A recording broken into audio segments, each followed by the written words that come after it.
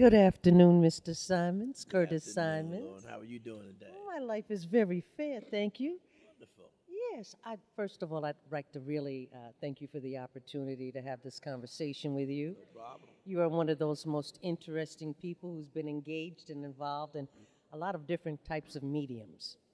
Thank you. Yes, and so we want to just pick your mind about a few different things, Okay. get some guidance on others, allow Okay. you to market some other things, Okay. and then we pulled in a few questions from some other individuals around that we'd like to bring to you as well. Cool.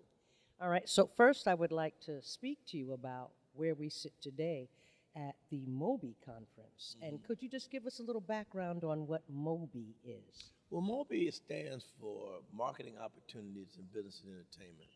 It's an organization that's been around for 25 plus years that was created by Yvette and Kofi Moyo on the premise of trying to open up a network of communication between entrepreneurs and corporate business.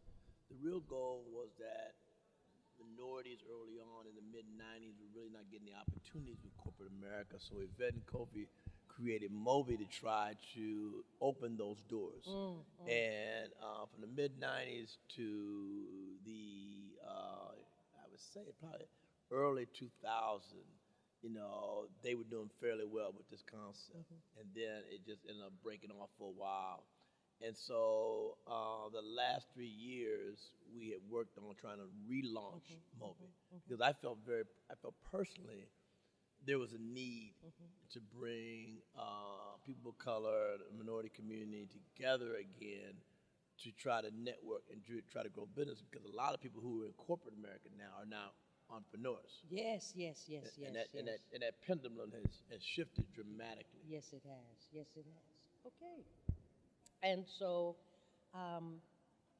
you're able to understand or know about Moby based on some of your other career or personal pursuits. So could you just give us a little background of some of your resume, if you would, please? Well, my resume is. Okay, I will point out certain things because I automatically feel you going very humble. ESPN, let's start there. ESPN, I spent 8 years at ESPN, starting out as a local SOS consultant in Chicago and then grew to running the Chicago office on the affiliate marketing side. And then I left there in '88 and came to work for BET, Black Entertainment Television, and became executive vice president of marketing for BET. I had a 14-year career there. And I left there in '01 and kind of jumped off into the entrepreneur spirit, created my own company, and then jumped into a nonprofit for a while. Then ran a women's professional team, WNBA team in DC for 2 years, and then really got strong to the real entrepreneur bandwagon. And so what I've been working on lately is a digital network around historical black colleges and universities. Okay. So tell me a little bit about that. Well, it's called, we're phasing it in. I mean, it's called, we've got a new app that just rolled out. It's called HBCU Go. And it's really kind of a social media type app that has about 5 networks, and then it has what we call 5 hang suites. And the hang suites are really where you can connect a group of people in on Yes. conversations. Yes, yes. And you can talk about the different channels and some of the other things Yes. as they're actually playing. Okay. So we're in the process of going out, trying to grow more content to it, and because the ideal is to create a true digital channel called HBCU TV. Gotcha. That's the goal. Okay. Okay. Okay. Now, apparently, you have attended an HBCU. Where did you go? I went to Central State University in Ohio. My mother taught there for 40 years. Father worked there for 50 years, and I grew up on the campus, so I wanted to really, finish my career Okay. at the campus. What did you study while there? Physical education. Okay. I was a physical education major. All right. So, because when we met, I guess it was 2010, 2011, at a particular function, I happened to be volunteering, and then I finally get a break, and I can go in and sit down and watch, and we're both sitting in the coach position. And I just looked over at you and said, Coach. So let me ask you this, because I know that you have coached some teams, either your children or just community-wise. Right. What are some of those sports? Well, what is Well, my your passion favorite? has been basketball. All right. Now that's what most people know me for, Mm-hmm. and I've been doing it for a long time. I basically coach my middle son and my youngest son Mm-hmm. through summer ball, and now I'm coaching high school basketball. Are you? Yes. What high school? Paul VI High School in Fairfax, Virginia. Yeah. Yeah. How you doing? Boys, girls, or Boys, we've had 2 good years. yeah? You know, tough year this past year because our 2 best guys tore up their ACLs. Mm. So that kind of puts us on a setback. But the team ended up having still a good year, Right on. so we can't complain. Right on. Right on. I have some questions from folks in the audience, if you will. What made you name your middle son Carrington? After the show Dallas, Oh, really? there was one of the characters in it was Carrington in there. Yes, it And was. I liked the name. And that's how we ended up naming him Carrington. Okay. And then we have just another one of those plucky questions is, how many times have your sons ruined your cars? How many boys do you have? I got 3 boys, and they've gone through quite a few cars. They've probably gone through 1, 2, about 3. Which is the one that hurt the most? Hurt me? Yeah. Oh, my Mercedes. Oh, man. Oh. Yeah, my Mercedes. I had a Mercedes built right out of Germany. Ooh. Yeah. Yeah. Ooh. Last question from the audience. Name all of the meals you put ketchup on. You must have been talking to my son to get these questions. I know how you do my ketchup trick. I put ketchup on everything. Everybody in my household knows I love ketchup on everything I eat. So it's ketchup, and more ketchup. that is the beat for me. Now, okay, so I want to go back into some other questions. I want to ask you what one of the things, because it's always a teaching moment for me. Yeah. I'd like to say that taking a look at your career, and you started out as in physical education, but then you moved into marketing. So I'd like to know, how did you get to that particular point from your education? I think that the marketing side just kind of fell naturally for me.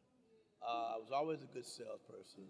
I wanted to do teaching, but to follow my mom's footsteps. But just the opportunity to be able to get into marketing just became too advantageous for me. So I jumped right on it, and I've just been in marketing ever since. Okay. How did you go from going to college for physical education to ending up in marketing? You know, the world of business is always luck of draw.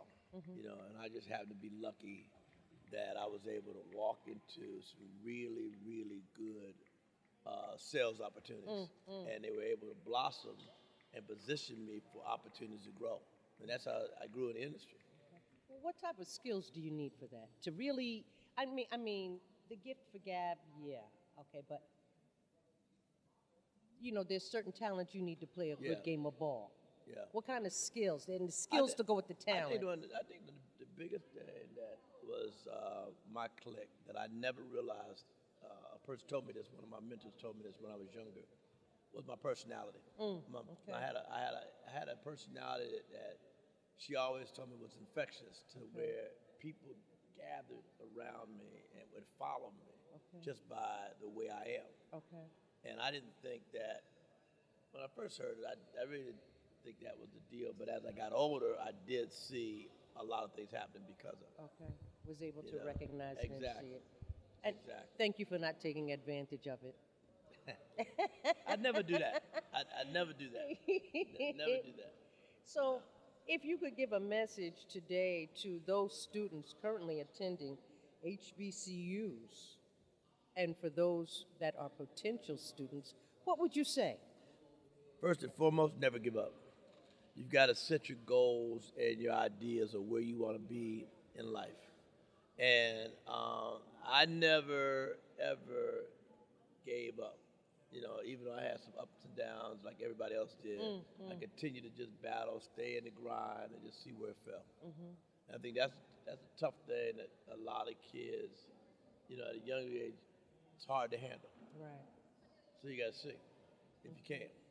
Now, if I was attempting, and I'm always recruiting and pushing our youth towards HBCUs, just for the nurturing before you get out into that cool world where it's a very mixed bag of nuts. Yeah. No, you're I right. like for you to stay on the tree that clings to you for a little while longer. No, I'm with you. How can I use your tool once you really get it up and moving, that HBCU Go app, as a recruitment tool? How would you prefer for folks, or is it for that purpose, or is it something that I could? Okay. Yes, because it's all about trying to educate people on the value of HBCUs. Okay. And so the app basically kind of gives you a plethora of things that go on HBCUs, things you can see, the lifestyle, the yard, you know, athletics, the whole part that gives you a feel of exactly what HBCU is all about. Okay. Now, and then again, just because I want to complete my conversation with you on this HBCU app, may I ask, how can we as a community assist and support you on this HBCU Go app? I think the way you can assist me is what you're doing today, is take this message of it and just have everyone go to their phones, go to their cable store, app store, and pull up the app and start using it. Because what we like to do is get to a place where our goal is to raise by next year, January next year, you know, at least 100,000 users. Okay. All right. Okay. So if we can push that, that's the key. All right.